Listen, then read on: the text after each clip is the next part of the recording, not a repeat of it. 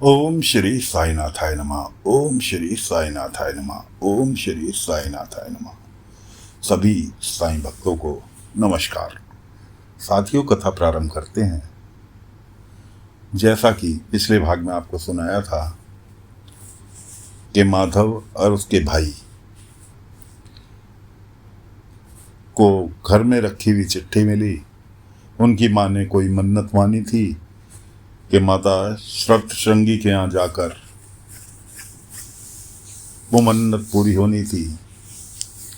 तो उस मन्नत का सामान लेकर माधव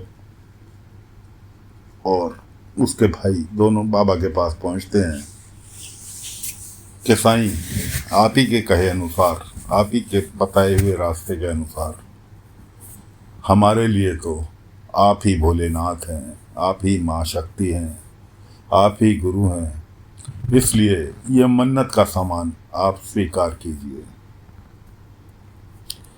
बाबा ने कहा, नहीं, मैं कुछ नहीं हूँ, सबका मालिक एक है। कि जब माता सप्तशृंगी ने अपनी कृपा तुम्हारे ऊपर की और ये चिट्ठी मिली, तो अब तुम्हारा हक बनता है कि जल्द से जल्द ये मन्नत का सामान माता सप्तशृंगी के पास पहुंचाओ और मन्नत को पूरी करो। उनकी, माधव की और उसकी बात समझ में आई उनके भाई की। उन्होंने कहा, ठीक है साईं, फिर हम आज ही माता सप्तशृंगी के पास जाने की तैयारी करते हैं और हम आज ही निकलते हैं। उधर वेणी गांव में माता सप्तशृंगी जो हैं, बेचारे पुजारी जी त्रंकेश्वर से लौटकर माता सप्तशृंगी के पास गए कि माता, कोई हल नहीं मिला। मैं तो समझा था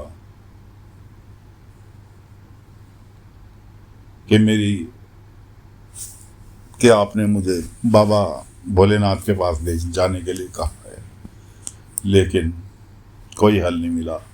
ऐसा विचार वो माता सप्तशृंगी के मंदिर में खड़े होकर कर रहे थे कि इतने में उन्हें एक बच्ची दिखाई दी, पेड़ के नीचे बैठी, मंदिर के ही पास एक पेड़ के नीचे बैठी, पैरों में रंग लगा रही।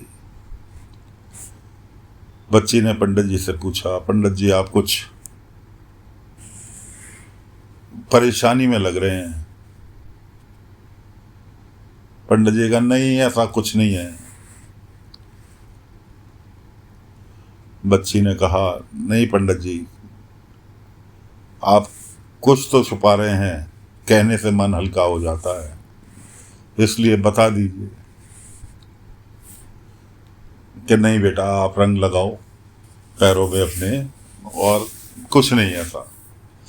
उसके बाद पंडित जी को ध्यान आया कि बच्ची ने अभी कहा कि कहने से मन हल्का हो जाता है। पर बच्ची के पास गए, कहने लगे, बेटा, बच्चे भगवान का रूप होते हैं। फिर मैं माता से अपने दुख की बात कर रहा था।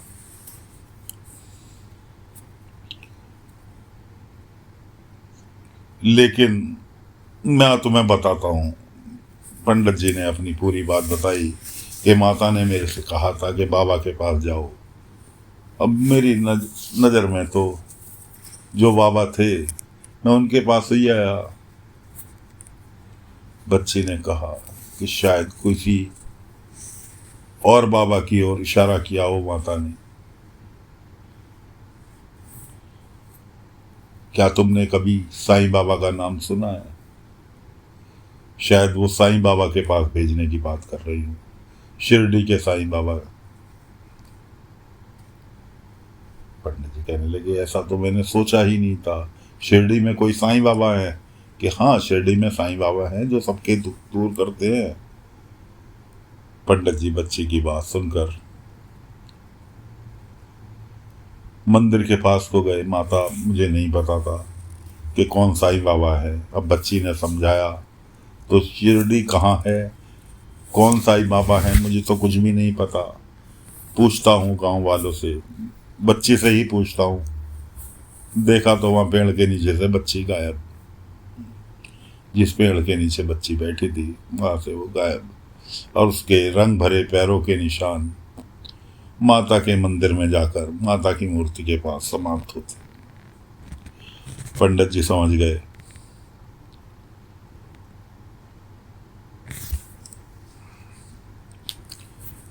कि ये सब माता के ही चमत्कार हैं। उन्होंने अब गांव वालों से पूछना चालू किया। जने जने से पूछा, शिरडी को जानते हो, शिरडी के साईं बाबा को जानते हो? सब ने एक ही जवाब, नहीं हमें नहीं पता, हम नहीं जानते, हमें नहीं पता, हम नहीं जानते। इस तरह से उन्होंने पूरे गांव से पूछ मारा, किसी ने कोई जवाब नहीं दिया, क्या हमें नहीं पता। इधर अपने पिता की चिंता को देखते हुए सुलक्षणा, उनकी बेटी, माता शिवशंगी के पास आकर कहने लगी कि माँ, एक चिंता से निकले दूसरी चिंता में डाल दिया। आप साईं बाबा को कहाँ खोजें, किससे पूछें? साईं बाबा कहाँ है? हर किसी से पूछ लिया। शिरडी कहाँ है, साईं बाबा कौन है, कि हर किसी ओर से नकारात्मक जवाब मिल रहा है। माँ, कोई रास्ता दिखाओ। ऐसा वो कह ही रही थी कि इतने में माधव और उनके भाई दोनों माता शिवशंगी के मंदिर में पहुंचे। दोनों के हाथों में थाल, पूजा का सामान। सुलक्षणा से बोली, बेटा, यहाँ के पुजारी जी कौन है, कहाँ मिलेंगे, बता सकती हो? सुलक्षणा कहने लगी, इस मंदिर के पुरोहित मेरे पिताजी ही है,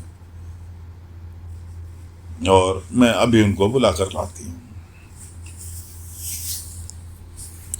सुलक्षणा अपने पिताजी को बुलाने के लिए गई। पिताजी आए, उन्होंने पूजा पाठ कराया माता का, और अब बांटनी थी माधव और उनको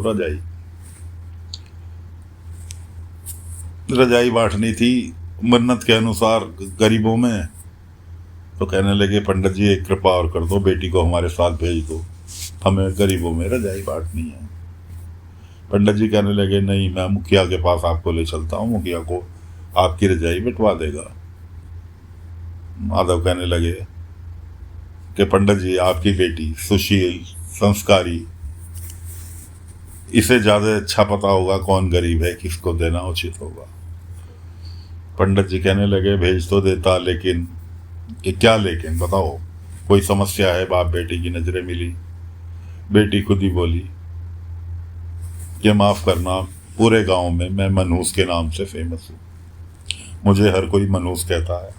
मेरे साथ जाएंगे तो गांव वाले और चार बात बनाएंगे, इसलिए माधव कहने लगे, हम कुछ किसी मनहूस होने उसमें अपशुगनी मनहूस में कोई विश्वास नहीं करते। हमारे साईं ने हमें ऐसा ही सिखाया है, कोई अपशगुन शगुन नहीं होता, जो ऊपर वाले ने बना रखा है सब अच्छा ही होता है। साईं का नाम सुन के दोनों बाप बेटी चौंके कि कौन साईं? अरे शिरडी के साईं बाबा, शिरडी से ही हम लोग आए। अब तो बाप बेटी की खुशी का ठिकाना नहीं रहा। माधव ने कहा, पुजारी जी, पंडित जी, हमें विस्तार से बताइए आपके साथ क्या हुआ। उस पुजारी जी कहने लगे, आप एक काम करो, पहले रजाई बांट आओ, उसके बाद कहानी बहुत लंबी है, मैं विस्तार से बताऊंगा। खैर, रजाई बांट आए। उसके बाद जब पहुंचे वापस माधव, तो पंडित जी ने बताया कि ऐसे ऐसे मैंने बेटी की शादी की, और मंडप में ही इसके पति को मिर्गी का दौरा पड़ा, तब से इसे पब्लिक ने, और वो वहीं मर गया, तब से इसे पब्लिक ने अपशुगनी कहना चालू कर दिया। माता ने खुद रास्ता दिखाया कि शिरडी के साईं बाबा से जाकर मिलो। इसलिए हमने हर किसी से गांव में पूछा, अब आप आए हो, शिरडी से आए हो, तो वापिस शिरडी ही जाओगे, हमें साईं बाबा से मिला दो। माधव कहने लगा, ठीक है, आप चलने की तैयारी करो, और हम जो हैं सुबह तक शिरडी पहुंच जाएंगे। आज अभी शाम को ही हम शिरडी के लिए वापसी रवाना होंगे। तो दोस्तों, तैयारी होनी चालू हो गई शिरडी जाने की। सुलक्षणा और उसके पिता दोनों बैलगाड़ी में बैठकर माधव और उसके भाई के साथ शिरडी की ओर रवाना हो लिए। उधर नारायण, जिसे बाबा ने शहद लाने का काम सौंपा था, वो बीमार चल रहा था, लेकिन बाबा ने उसे निर्देश दिए हुए थे कि नागा नहीं होनी चाहिए पूरे 30 दिन तक, प्रतिदिन शहद तुम्हें ही लेके आना है। वो बीमार चल रहा, उससे चला भी नहीं जा रहा, खांसी हो रही, बुखार हो रहा, लेकिन जंगल में शहद लेने के लिए गया और तबीयत ज़्यादा खराब होने की वजह से बेहोश होके वहीं जंगल में गिर पड़ा। उधर से इनकी माधव की और पंडित जी की गाड़ी आ रही थी। देखा कोई बेहोश पड़ा है। माधव ने उतर के देखा तो उसने कहा, अरे ये तो अपने गांव का नारायण। उसे पानी के छींटे मार के उसे होश में लाए कि चलो तुम्हें घर पहुंचा देते हैं। उसने कहा, बाबा साईं को शहद देना है हवन के लिए। उसने कहा, ठीक है, हम भी द्वारका माई जा रहे हैं, चलो गाड़ी में बैठ। उसे गाड़ी में बैठाकर वो सारे के सारे द्वारका माई पहुंच लिए। द्वारका माई पहुंच लिए। द्वारका माई में नारायण को ले जाकर बिठाया। उधर बाबा ने धोनी के पास पीठ किए हुए बैठे थे, वहीं से बोला, सुलक्षणा तुम ठीक हो? अब सुलक्षणा को अपना नाम सुन के कि मैं तो यहाँ पहली बार आई हूँ, मैंने तो आज तक साईं का नाम भी नहीं सुना, कि साईं को कैसे पता कि मेरा नाम सुलक्षणा है? बाबा क्या आप मुझे जानते हैं? इतने में बाबा ने उसकी तरफ मुंह किया। दो तो देख के हक्की बक्की रह गए कि साईं तो खुद उसको घर छोड़कर जाने से रोका था कि बाबा आप, कि हाँ मैं। फिर दोनों के दोनों बाप बेटी बाबा से प्रार्थना की, साईं देवी श्रृंगी माँ ने आपके पास आने के लिए कहा था, अब हमारा जीवन आपके चरणों में अर्पित है, इसलिए अब आप ही हमारा उद्धार करेंगे। बाबा ने कहा कि पंडित जी अभी तुम्हारे लिए एक कार्य है।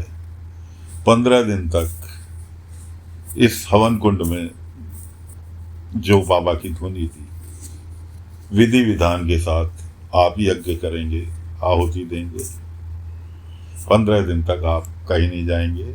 आपके रुकने की व्यवस्था धर्मशाला में कर दी गई है। और सुलक्षणा को काम दिया गया कि गांव वालों को, शिरडी गांव वालों को, सुलक्षणा तुम्हारा काम है 15 दिन तक इन्हें यहाँ की जनजीवन को की औषधि जड़ी बूटी के विषय में, कौन सी चीज, कौन सा पेड़, कौन सी जड़ी बूटी किस काम आती है, इसकी शिक्षा तुम दोगी। दोनों बाप बेटी को काम बता दिए तात्या से, और उधर से दोनों को उनके खाने पीने की, रहने की सारी व्यवस्था करने का कार्यभार सौंप दिया। और नारायण से बाबा बोले, नारायण तुम्हारी शायद बीमारी का अंत हो गया, तुम्हारी तपस्या का अंत हो गया, लेकिन शहद का क्रम नहीं टूटना चाहिए। तो साथियों, फिलहाल कथा को यहीं विराम देते हैं। सुलक्षणा और पंडित जी के साथ आगे क्या हुआ, नारायण की शादी किसके साथ हुई, आगे की कथा में अगले अंक में लेकर फिर हाजिर होंगे। आज्ञा दीजिए। ओम साई राम, ओम साई राम, ओम साई राम, ओम साई राम, ओम